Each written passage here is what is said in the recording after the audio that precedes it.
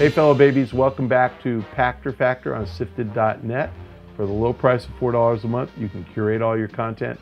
Hope you can be a member. If not, hope you're watching on YouTube, because we do provide this Pachter Factor loving a week later for my fellow babies. We got a question from SIFTD from Norix Nessie. With the cost of game development being so high, do you see the standard price of games ever going up again? Has the increase in digital sales helped to stop any potential price increase?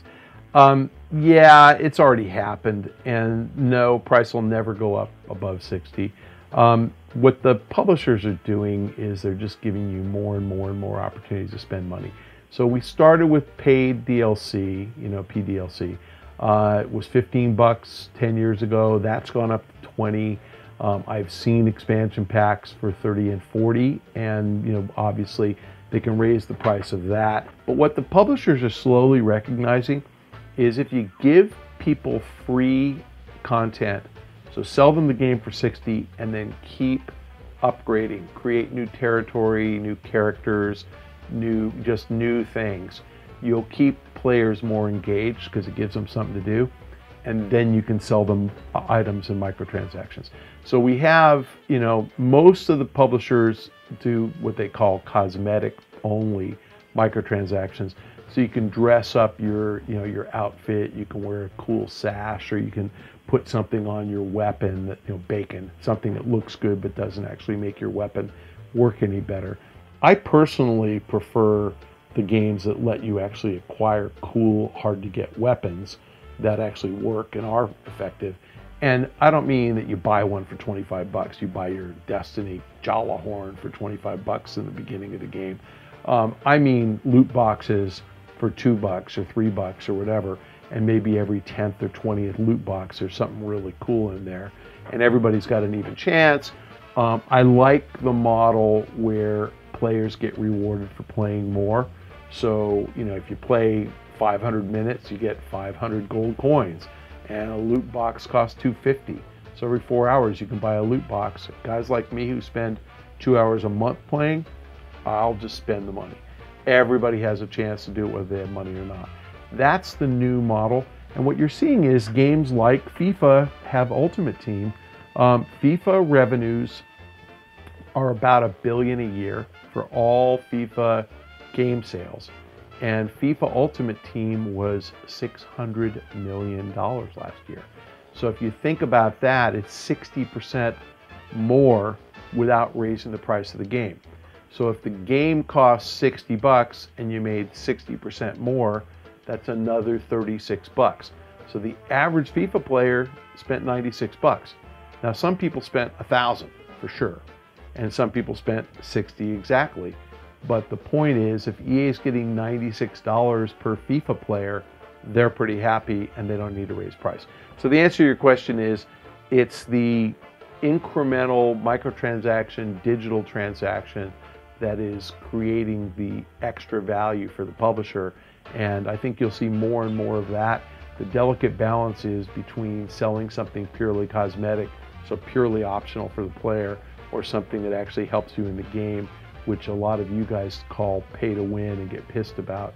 The solution to getting around pay to win is make sure that anybody who can buy something in a game can also earn it. Our next question comes from SIFTD from Royden. Not Rayden, but Royden. Apple is sitting on a boatload of cash, and some video game publishers are rumored to be possible acquisition targets. Rumored where? I don't think so. Do you think Apple should be making that investment decision on behalf of its shareholders? If Apple shareholders wanted to own EA shares, wouldn't they have purchased them? If you were Apple, which publisher would you buy? Look, if Apple was going to buy a completely unrelated business with no synergy, and they were going to get no incremental value out of it, so if they were going to buy Kleenex and sell tissue paper, by the way, let's start a rumor. Disney is going to buy Kleenex because it says Star Wars on my, this must be from last December. This can't be this year. Well, it could be. But anyway, Disney's going to buy Kleenex. That's my rumor because it says Star Wars on the side. Anyway, this is completely unrelated to Apple's business. Or if they're going to buy McDonald's, again, completely unrelated to their business, absolutely, they should not make a non-strategic acquisition because the shareholder could do it on their own. If Apple buys a company that is synergistic, there's a tough word, that enhances the value of Apple's other products, then absolutely they should buy it. And so let's say that, go back to 2008, EA tried to buy Take-Two, and you would have said, well, I own EA, I could buy Take-Two, I don't need EA. Yeah, but if EA and Take-Two combine, then you no longer have 2 general counsels and 2 CEOs and 2 treasurers and 2 heads of human resources and all sorts of duplicate effort. And more likely than not, you streamline a lot of the studios, you kind of integrate all of their digital mobile stuff into one organization. You probably get synergies on art, you definitely get synergies on distribution. So it makes sense for a video game company to own another video game company. And for sure, there are synergies. So owning a share of Take-Two and a share of EA doesn't get you the same synergy as owning a share of EA if they had bought Take-Two back in 2008. So Apple would only buy a video game publisher if they believed that it would help the core Apple business, which is primarily selling hardware and secondarily selling software.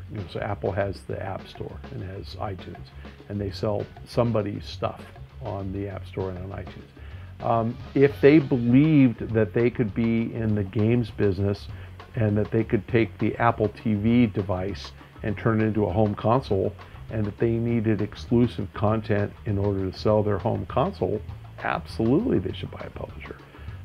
But I don't know whether they believe that or not, and could they do the same by buying developers instead of publishers? Could they get the same bang for their buck, by buying studios the way that Sony did with Polyphony Digital and Naughty Dog, for example, where they own the Gran Turismo guys and they own the Uncharted guys. I don't know. I don't believe those rumors. I don't think Apple's that serious. Yes, they have a lot of cash, but no, they're not stupid. I think that they could pay up for exclusives and they wouldn't need to own the publisher itself. So I don't see that as something likely. More likely, and I'm not trying to start a rumor, I'm just trying to give you a better business fit for Apple, they could buy Pandora, and so Pandora, which is call it $10 stock with 240 million shares, for $2.4 billion, they own Pandora and it's 80 million music listeners, which fits more with iTunes, fits more with an Apple device that is essentially a music streaming device than spending, gosh, what is EA worth? 35 billion for EA, and Activision is probably 40. So these companies are really expensive, and a Pandora is what we call in the finance world a bite-sized acquisition at only $2.5 billion. Again, I'm not starting the rumor that Pandora is buying them. I'm just saying that a Pandora music business that's not very expensive fits with Apple's core business a lot better than a video game publisher, where Apple would have to pivot and start to work on different devices. So I don't think that's going to happen anytime soon, but if I were Apple, I would not be buying a publisher. And if I were Apple and buying a publisher, I'd buy the least expensive one, which would either be Ubisoft or Take-Two. The other two are too expensive. Okay, our next question from Twitter, from @Aaron_VR. Why is a company's average revenue per user often more important than isolated sales numbers? For example, why did Disney shut down Infinity when sales were up? Those are two different questions. ARPU, well, good question. I mean, ARPU tells you a lot about the success of a game. And, if you get, you want that for recurring franchises. You don't care about ARPU for Red Dead Redemption or for Midnight Club, that come out every 8 years. Who cares? If you have a recurring revenue model, and maybe Red Dead will have one, but the way that Grand Theft Auto has, or you have a recurring revenue model the way Call of Duty and FIFA have, then you very much care. So FIFA coming out every year and going from $1 billion not very many years ago to 1.6 billion, ARPU's up. Call of Duty come out every year, ARPU is a really important indicator. Grand Theft Auto coming out every 8 years, ARPU is actually not going up, but GTA Online is keeping people engaged. They're generating a couple $100 million a year in incremental revenue. So, it's not really that one is more important than the other. You measure games based on what their business model is. A game like Far Cry isn't going to be an ARPU story, because Far Cry is not going to come out every year. It'll be every 3 or 4 years. It's not going to have that much of a incremental sales model with microtransactions. I mean, perhaps they'll do a better job with multiplayer, and there'll be some more of a persistent world game. But UB hasn't been great at that so far. So again, I think it depends on the game. That has nothing to do with why Disney shut down Infinity. And the reason Disney shut down Infinity is I think they were spending way too much making it. So Disney claimed they weren't making money at $600 million a year in sales.